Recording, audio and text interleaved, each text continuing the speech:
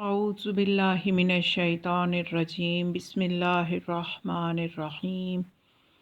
الحمد لله الذي جعلنا من المتمسكين بولاية علي أمير المؤمنين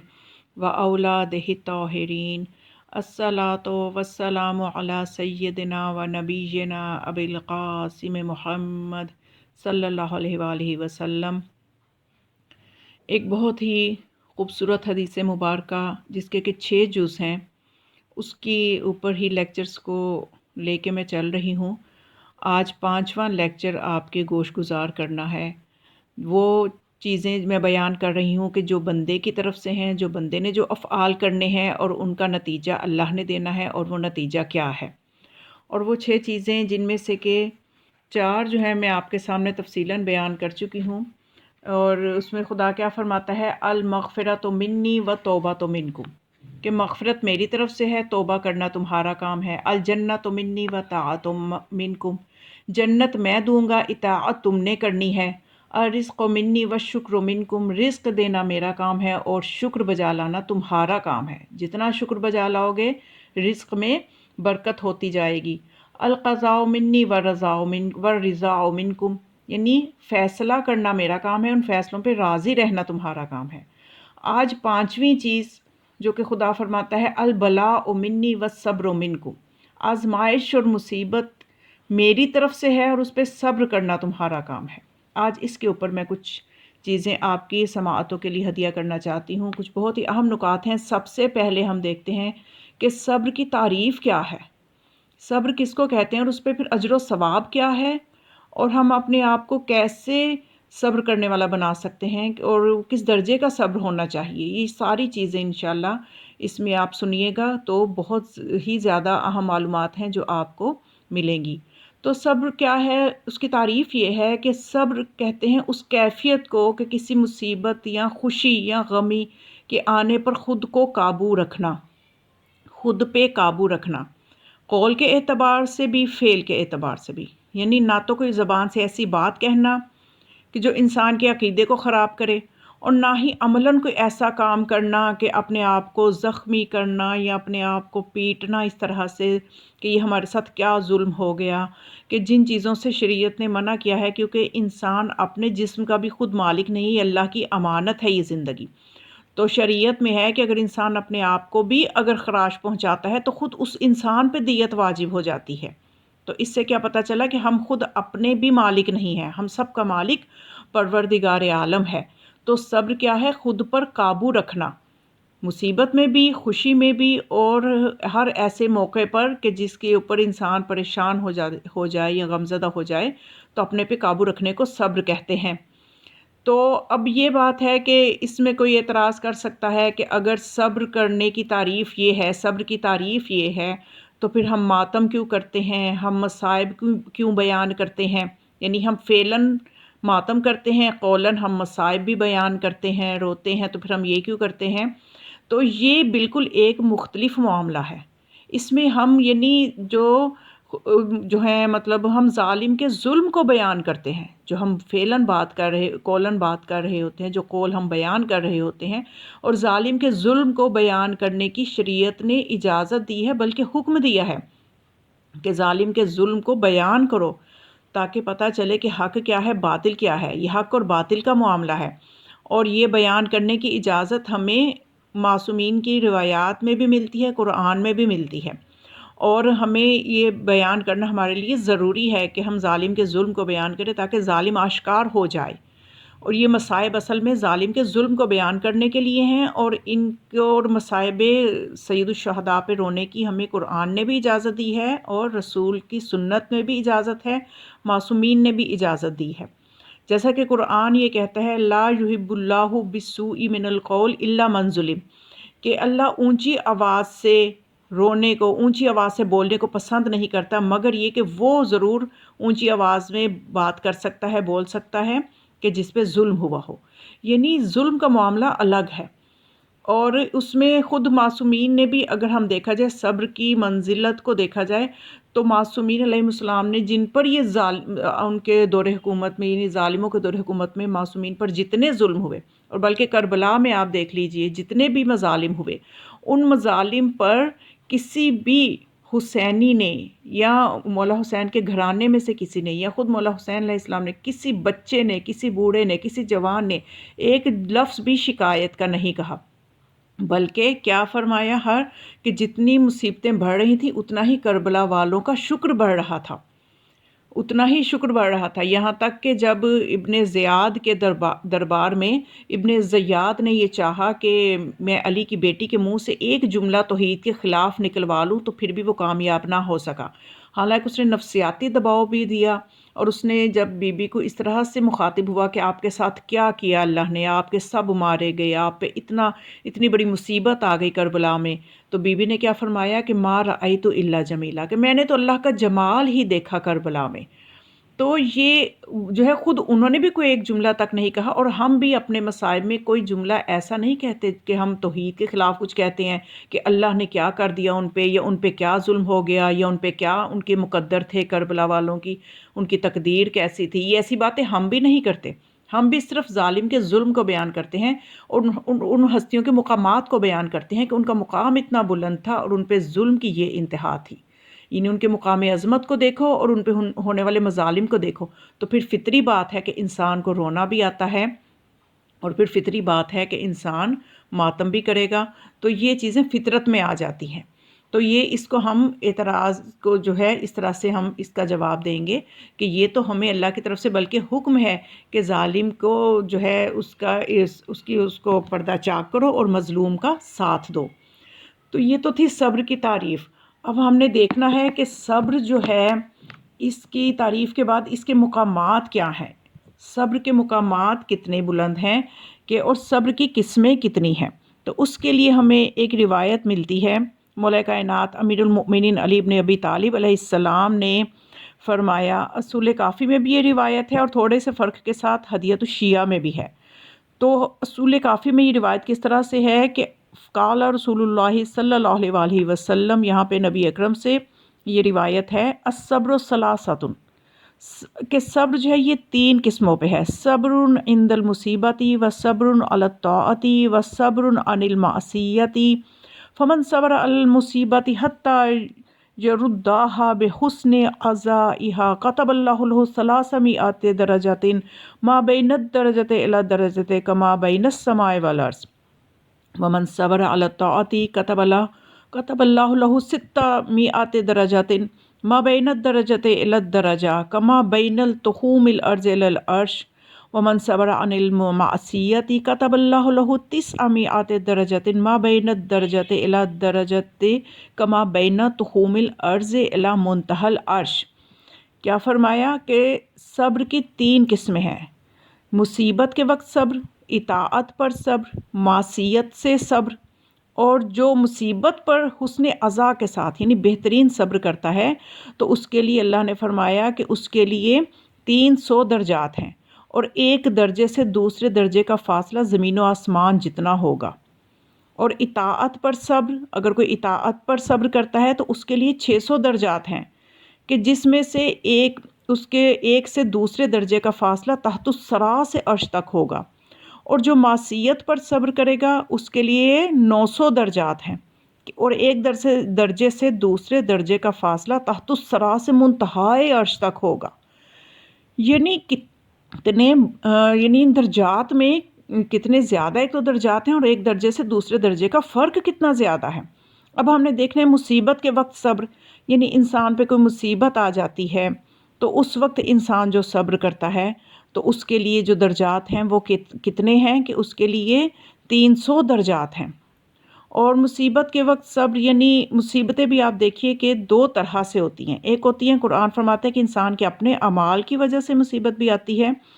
اور دوسرا یہ کہ اللہ آزمائش بھی بڑھانا چاہتا ہے، جیسے انبیاء کو مصیبتوں میں مبتلا کرتا ہے تو انبیاء کے گناہ تو نہیں ہوتے، معصوم ہوتے ہیں،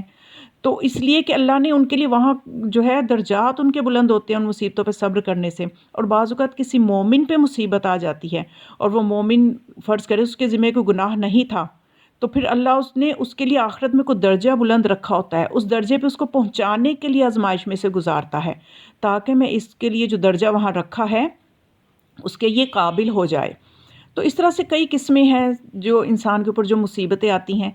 تو اب اس سلسلے میں سب سے زیادہ جو ہے درجہ وہ معصیت سے صبر ہے کہ اس کے اوپر 900 درجات اس کو مل دیں گے، اور ایک درجے سے دوسرے کا فاصلہ اتنا زیادہ ہوگا کہ تحت الثری سے منتہائے عرش تک جو ہے اتنا فاصلہ ہوگا ایک درجے سے دوسرے درجے کا، اور اس طرح کے فاصلے والے 900 درجات بلند ہوگے اس کے جو معصیت پہ صبر کرے گا. تو یہ سب سے بلند صبر ہے. دیکھیے یہ ہم کس طرح سے کر سکتے ہیں. ہمیں آج سوشل میڈیا کا دور ہے، موبائل ہمارے ہاتھوں میں ہے،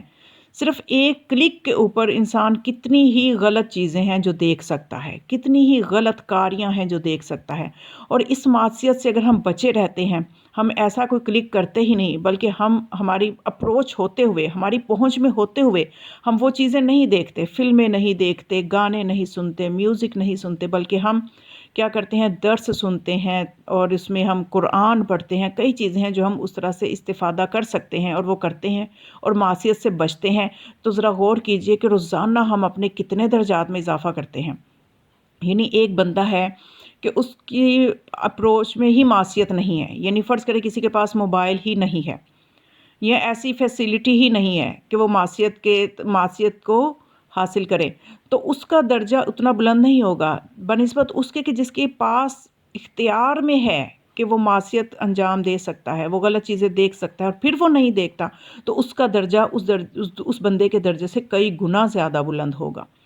تو یہ ہے معصیت پر صبر. اور دوسرا کیا ہے، اطاعت پر صبر. یعنی اطاعت پر صبر کہ جیسے اللہ نے مکلف بنایا انسان کو، اللہ کی اطاعت کرنی ہے. سردی ہے، گرمی ہے، صبح صبح اٹھنا ہے نماز کے لیے. اگر سردیاں ہیں تو سردی میں بھی وضو کرنا ہے، وضو کر کے نماز پڑھنی ہے. تو اب یہ کیا ہے، اطاعت پہ صبر ہے. اور کئی چیزیں جو انسان پہ، میں زیادہ بحث میں نہیں جاؤں گی کہ زیادہ طویل گفتگو نہ ہو جائے. تو اس طرح سے یہ اطاعت پہ صبر ہے، جو ہم خدا کے فرامین کو، واجبات کو ادا کرتے ہیں، مستحبات کو ادا کرتے ہیں، یہ اطاعت پر صبر ہے. تو اس کے لیے بھی کتنے زیادہ درجات ہیں. تو یہ ہیں صبر کے درجات. تو قرآن میں بھی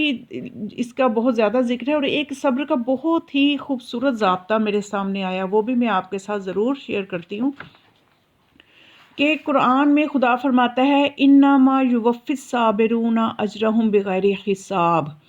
کہ ایک گروہ روز محشر ایسے لوگوں کا ہوگا کہ انہیں بغیر حساب کے جنت میں بھیجا جائے گا، اور انہیں یوفی الصابرون یعنی ان صبر کرنے والوں کو پورا پورا اجر دیا جائے گا اور بغیر حساب کے جنت میں داخل کیا جائے گا. تو یہ کیا ہے کہ صبر ہم یعنی 3 چیزوں پہ میں نے آپ کو بتایا نا، کہ ایک تو معصیت پہ صبر، اطاعت پہ صبر، معصیت پہ صبر. تو یہاں پہ دیکھیے کہ صابرین کا ایک درجہ وہ بھی ہے کہ جو بغیر حساب کے جائیں گے جنت میں.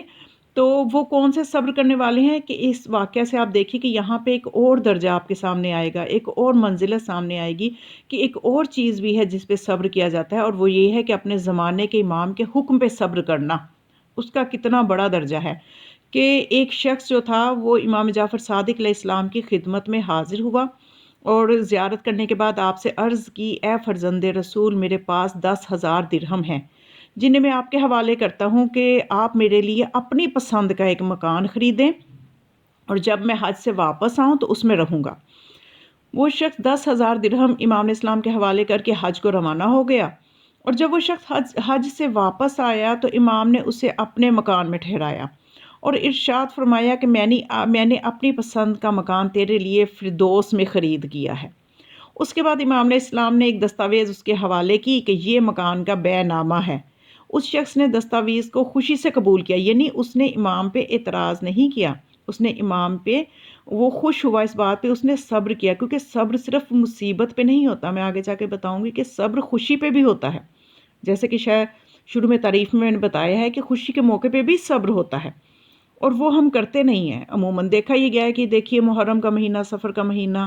جب 8 ربیع الاول تک کے ایام غم ختم ہوتے ہیں تو جو ہی عید شجاع آتی ہے تو اس میں بھی اپنے آپ پہ قابو رکھنا چاہیے. لیکن ایسا دیکھا گیا ہے کہ ایسے ایسے کام انجام دیتے ہیں مومنین کہ انسان شرمناک ہو جاتا ہے کہ 2.25 مہینے کی عزاداری پہ پانی پھیر دیا جاتا ہے اس محنت پہ. اور کئی ایسی چیزیں، میوزک پہ گانے، میوزک اور گانے جو ہیں، اور گانوں کی طرز پہ اہل بیت الاسلام کی شان و عظمت کو بیان کرنا، یہ گانے سے بھی زیادہ کبھی فعل ہے کہ آپ خدا کی حمد کو یا نعت کو یا فضائل آل محمد کو گانوں کی طرز پہ بیان کریں، یا اس میوزک پہ بیان کریں، یا ان کی اس طرح کی طرز کو لے کے اس کے اوپر اس طرح کا گانا بنائیں، اس طرح کے آپ قصیدے اگر بنائیں، تو یہ چیزیں جو ہیں یہ خود اس میوزک اور گانے سے زیادہ بدتر فعل ہے۔ تو بہرحال یہ خوشی میں بھی انسان کو جو ہے صبر کرنا ہے، صرف مصیبت پہ صبر نہیں ہوتا۔ تو اس نے خوشی سے امام کی اس دستاویز کو قبول فرمایا، اور وہ جو درہم وہ دے کے گیا تھا امام علیہ السلام نے، وہ تمام درہم اولاد امام حسن اور امام حسین علیہ السلام پر تقسیم، یعنی سادات میں تقسیم کر دیے۔ اور وہ شخص اپنے گھر چلا گیا خوشی خوشی۔ کچھ عرصہ بعد وہ بیمار ہوا، تو اس نے تمام گھر والوں کو جمع کیا اور انہیں قسم دی کہ امام کی تحریر کردہ دستاویز اس کی قبر میں رکھ دیں۔ اس کی موت کے بعد لواحقین نے حسب وصیت امام کی دستاویز کو اس کے ساتھ کفن میں رکھ دیا،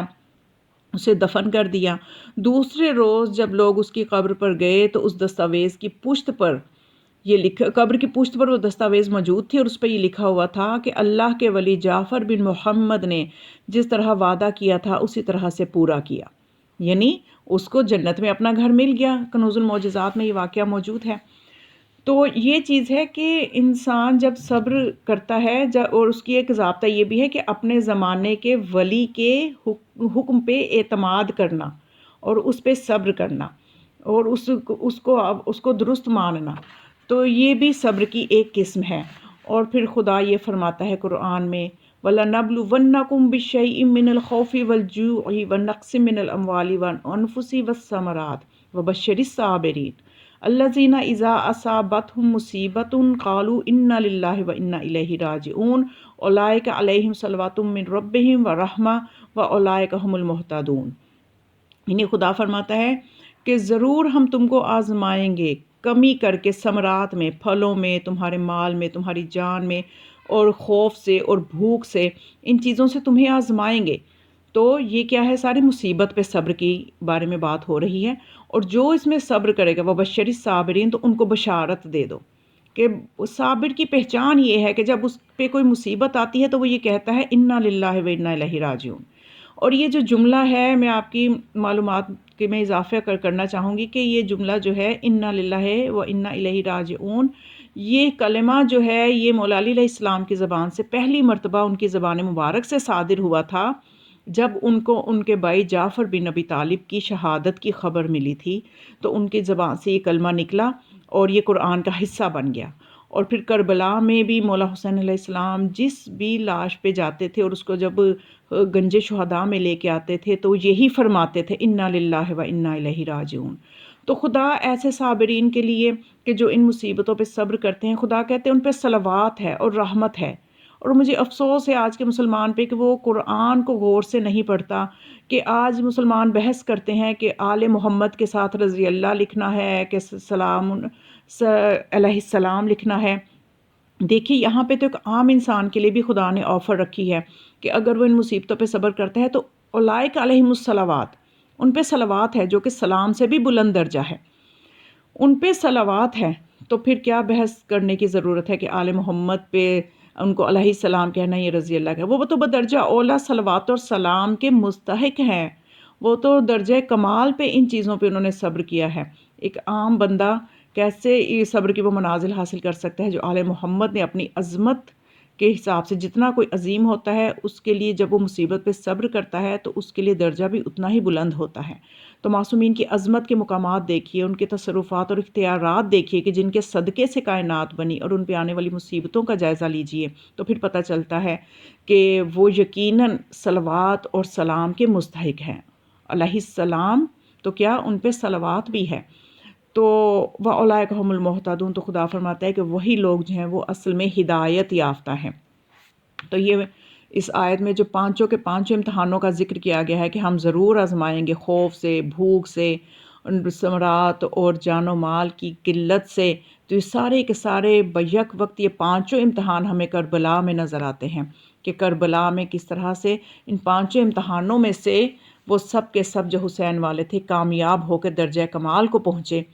تو یقیناً ان کا بہت بہت بلند مقام ہے۔ تو بس آج ہم دیکھتے ہیں کہ آج ہمارے امام پردہ غیبت میں ہیں، اور ہمیں چاہیے کہ اور ہمارے امام علیہ السلام جو ہیں وہ صبر کی منزل پہ ہیں کہ وہ غیبت کے پردے میں صبر کر رہے ہیں اور اس انتظار میں ہیں کہ کب ان کے چاہنے والے ان جو ہیں وہ آمادہ ہوں اور وہ لشکر میدان میں آئے تو امام علیہ السلام اپنے جد کے قاتلین سے بدلہ لیں۔ تو خدا ہمیں اس قابل کرے کہ ہم صبر کی منزلوں کو سمجھ سکیں تاکہ ہم اللہ کے اور آل محمد کے قرب کو پا سکیں۔ وَمَا عَلَيَّ إِلَّا الْبَلَاغُ وَالسَّلَامُ علیکم ورحمۃ اللہ وبرکاتہ۔